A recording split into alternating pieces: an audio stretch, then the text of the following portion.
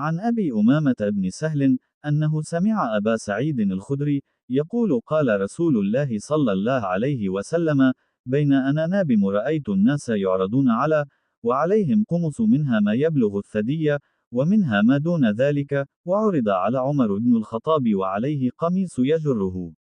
قالوا: فما أولت ذلك يا رسول الله؟ قال: الدين। আবু উমামা ইবনে শাহুল ইবনে হুনাইফ রাহমাতুল্লাহি আলাইহি থেকে বর্ণিত, তিনি আবু সাঈদ খুদরি রাদিয়াল্লাহু তাআলা আনহু কে বলতে শুনেছেন, রাসূল সাল্লাল্লাহু আলাইহি ওয়াসাল্লাম বলেছেন, একবার আমি ঘুমন্ত অবস্থায় স্বপ্নে দেখলাম যে লোকদেরকে আমার সামনে হাজির করা হচ্ছে, আর তাদের পরনে রয়েছে জামা, কারো জামা বুক পর্যন্ত আর কারো জামা এর নিচ পর্যন্ত।